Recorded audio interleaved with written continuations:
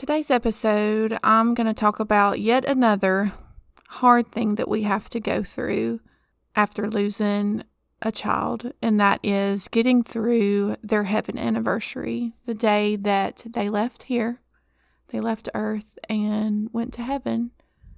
I'm going to give you 6 things that have helped me get through my son's heaven anniversary each year, and I pray that this episode would help you in getting through your child's heaven anniversary, the worst day of the year for you as it is for me too. I pray this episode blesses you. Hi, my sweet friend. Welcome to Unlocking Joy After Grief. My name's Courtney, wife, mom of 6 kiddos, one in heaven waiting for us. And that's why I'm here. I know how you feel. That all-consuming pain and grief, the sleepless nights, wrestling with the question why. That's exactly how I felt when we lost our 4-year-old Sam. And it's my joy to share with you everything this journey has taught me. So if you're ready for biblical encouragement, first-hand lessons, and support from a fellow grieving mama, then let's lace up our shoes and begin walking this road together. Today, when I'm recording this, it's June 25th, and my son Sam's heaven anniversary is July 1st. It will be 6 years since we have seen him, and this day each year, July 1st, is the worst day of the year every year. I hate this day. It's the day that I saw my baby last, and 6 years later, it is still the hardest day. And while time does lessen the sharpness of the pain is still there. Like, it'll never go away. And this day, every year, is so hard to get through. Just like I know your day, the day it is that you lost your child, is hard for you. And so with Sam's heaven anniversary coming up next week, I wanted to hop on here and just kind of share with y'all things that I've found that have helped me get through July 1st that I hope that you can use to help you get through your day. Things that have helped me make it through the hardest 24 hours of the year. So today I want to bring you 6 things that I've used to help me get through Sam's heaven anniversary. It just depends on the year of which one of these I use and just kind of what I'm feeling at the time, because as you know, a grief journey is so different, and what would work one year might not work the next year. And you just kind of have to go with what you're feeling at the time. But I wanted to bring you these 6 things that you can use kind of like a little tool in your tool belt of ways that you can kind of make it through the 24 hours of your child's heaven anniversary.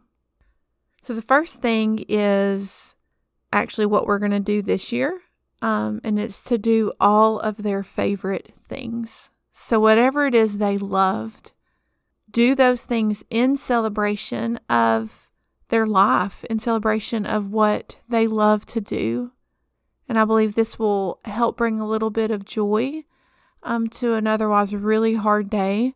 So for us, what we're going to do is, right before Sam went to heaven, his favorite thing to eat for breakfast was a bacon, egg, and cheese biscuit from McDonald's. So we're going to start the day with a bacon, egg, and cheese biscuit. And then we're going to go to a local pool to swim. He loved swimming. He was a little fish. And then we're going to eat at Zaxby's in the town that we lived in before Sam went to heaven. We're no longer in that town. We're not far from it. But they were actually building this Zaxby's right before Sam went to heaven. He actually didn't get to see it built, but he was super excited that it was being built and was ready to eat there. So we're going to go eat there for him. And then, of course, we cannot end the day without eating a cupcake with lots of icing, because that was one of his favorite things on this earth, was cupcake icing. I don't even know if he ever ate the actual cake. He just ate the icing off the cake. So that's what we're going to do. We're going to get a cupcake and we're going to eat just the icing and do it all in memory of our precious Sam, a way to just kind of celebrate him and his life and the time that we had together with him.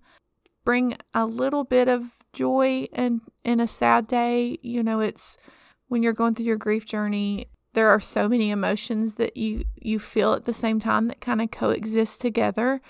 And for this day especially, it's joy and sadness, all mixed into one, where we're having fun, we're celebrating Sam, we're going to go to the pool, but it's all tinged with sadness because he's not here.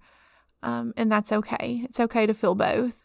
It's okay to celebrate your child and do the things that they love to do in memory of them, but still have the sadness of them not being here.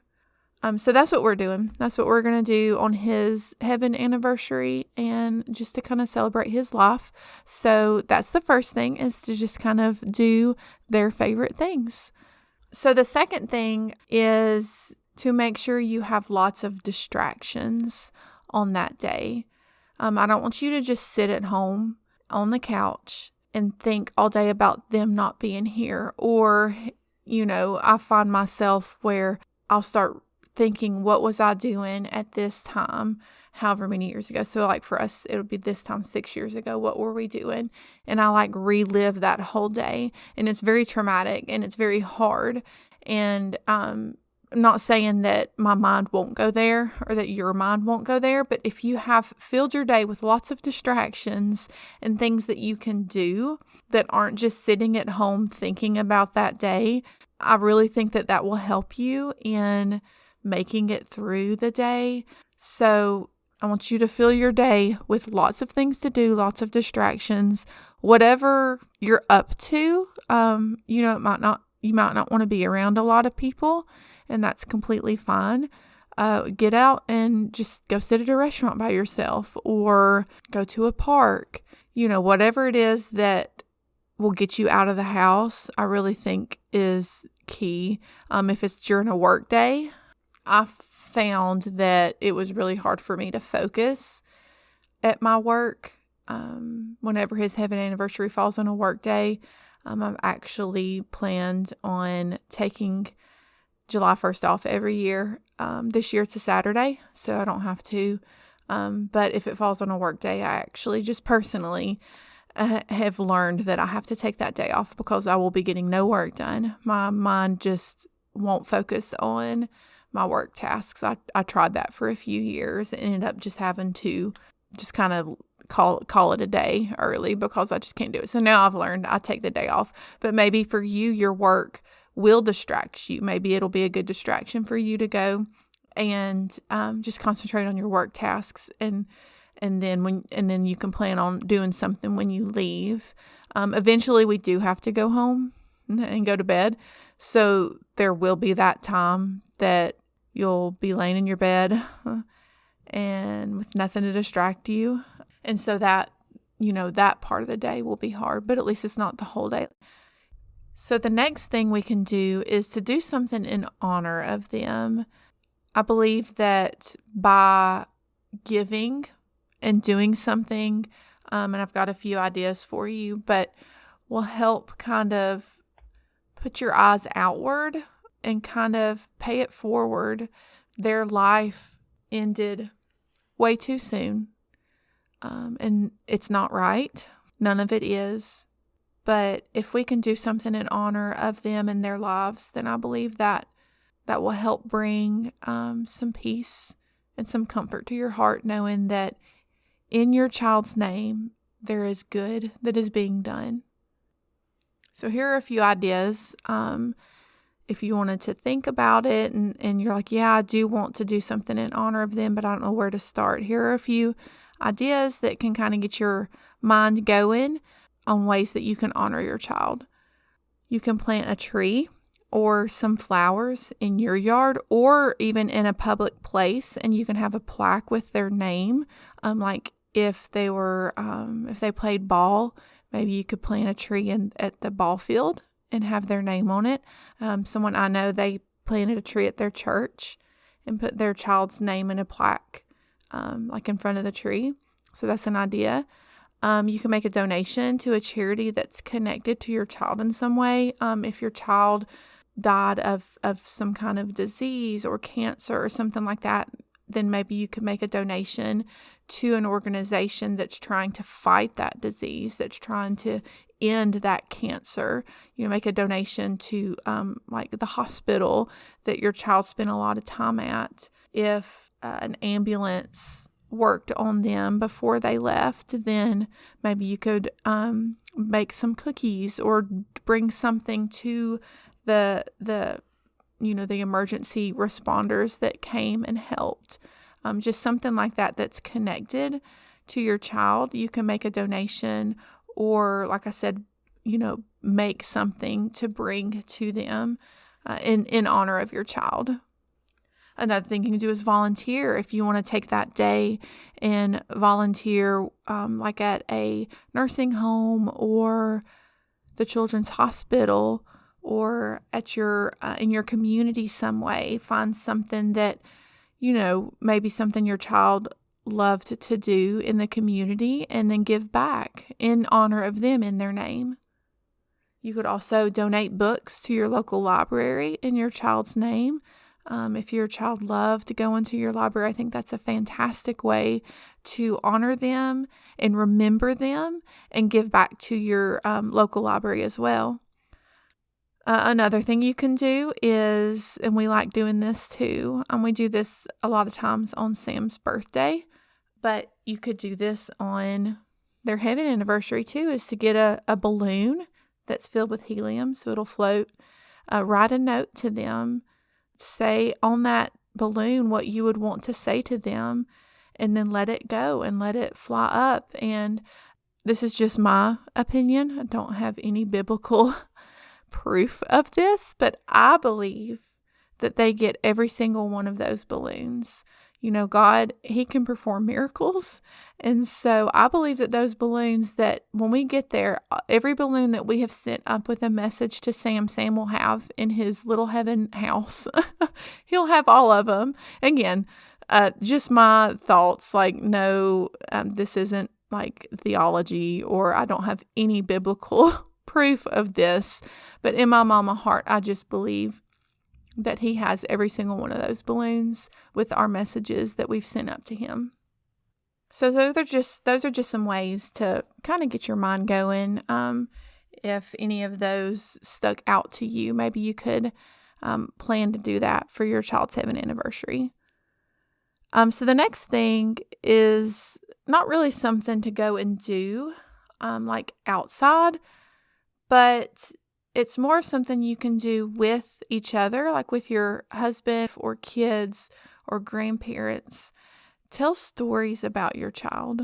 I believe stories are a way that we can keep them alive and keep their memory alive, is to talk about them and tell them or tell stories about them. It always helps me to tell some of my favorite stories about Sam. He was a character. We always laugh when we tell stories about Sam, sometimes through tears as we're crying, telling these stories because we miss him. We're laughing because he was so crazy. He was always one of those kids that jumped first and then questioned what he was doing in the air. Like, maybe I shouldn't have done this. That was Sam. And the more years that they're gone, time's a thief, and that it steals those memories from us. So by telling those stories over and over again, it keeps them in your mind, and it keeps them fresh in your mind and helps keep them alive. So the next tip is to have your lifesaver verse ready. And if this is your first podcast episode, a lifesaver verse is kind of a phrase that I've coined for a Bible verse that you can cling to when you feel like you're drowning. It's a verse that you can repeat over and over again that will keep you floating. It will be your lifesaver in the storm. My verse is Isaiah 26:3. It's, you keep him in perfect peace whose mind is stayed on you because he trusts in you. Anytime that I feel like the waters are going over my head and I'm losing control, I'm drowning in my grief, in the sadness, I just repeat that verse over and over again. You keep him in perfect peace whose mind is stayed on you because he trusts in you. My mind is stayed on you, so you give me peace. I trust in you. I just kind of repeat that over and over again until I feel that peace come over me. He's so faithful. Every time I call out to him and need him, he's there. And I know that he'll be there for you too. Says he's close to the brokenhearted. And I have found that to be so true in this journey. Even now, 6 years later, he's as close to me now as he was that day, July 1st, 2017. He's just as close to me now as he was then. He's a faithful, good Father, and he loves you so much. And I know that he'll be with you every time you call out to him. I have a free resource for you. If you don't know what verse you could use for your lifesaver verse and you just like maybe some ideas that you could use, I have a 15 Promises of God printable for you that is completely free, that you can use to read through these verses and see if maybe one of these could be your lifesaver verse, your verse that you have to cling to when things get hard, when you feel like you're going to drown. So that's completely free. I'll have it linked in the show notes. And the last thing that I want to leave you with is to give yourself grace. Nothing about this journey is easy. It's not right. Our kids should be here with us. We should not have to be figuring out how we're going to make it through the day that they went to heaven. Like, that should not be. And so I just want you to give yourself grace. If you make plans and then you end up just sitting on the couch crying all day, eating some ice cream or something, that's okay. Like, it's okay. If you think I'm not going anywhere, but you wake up and say, I can't stay in this house, I've got to go somewhere, and you just drive for 7 hours, that's okay. Like, I want you to give yourself permission to get through this day however you feel is best for you. I don't want you to do something because I told you to do it. I don't want you to do something that your friend said you should do or your parents said you should do it this way. You know what you need. You know what you need to do. You know what your heart needs. And I want you to listen to it and honor it. Do what your heart says, what your heart is telling you that you need. Because I believe that God knows what you need. And I believe that he'll lead and guide you. And the Holy Spirit will help you to get through this day every year exactly the way that you need it that year. And it could change every year, how you get through it and how you feel that what you feel you need to do. And I want you to honor that. Honor that. Give yourself grace. Lean on Jesus.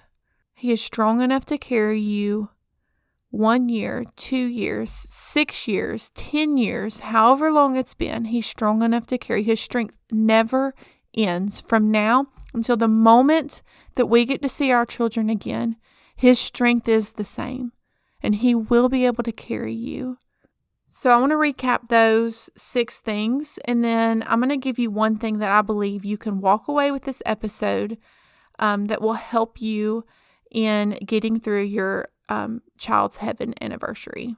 First thing, do all of their favorite things. Keep yourself distracted. Get out of the house. Find something to do in honor of them. Tell stories about your child. Have your lifesaver verse ready to go. And give yourself grace. Okay, so if I could tell you one thing that you can walk away from this episode to help you get through this day for you. And I want you to plan ahead what you're going to do on this day. I don't want you to wait until the morning of to try and plan, or even the week of, because the closer that you get to your child's heaven anniversary, the harder it's going to be for you to even think of anything. Like your brain is just going to be done. Your emotions are going to be done. So, I started thinking about what I wanted to do about 3 weeks before. I didn't want to do it too soon because I kind of didn't want to think about it. So about 3 weeks before, I figured out, okay, we're going to go get the bacon, egg, and cheese biscuit and do all the things that I told you about.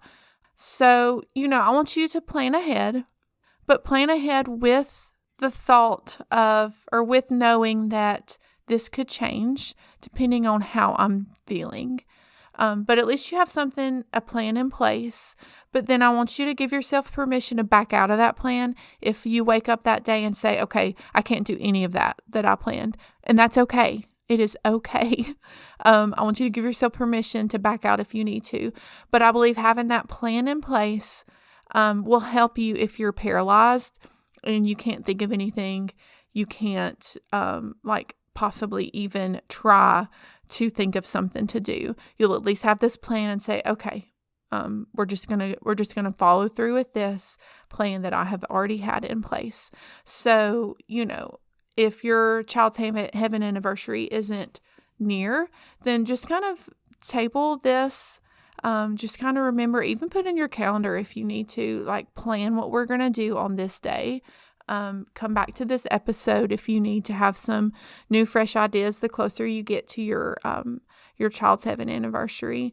And I believe that will really help you in making it through. Again, Mama, nothing in this journey is easy. I pray for you that you'll feel the nearness of Jesus every moment of that awful, awful day that you're having to go through.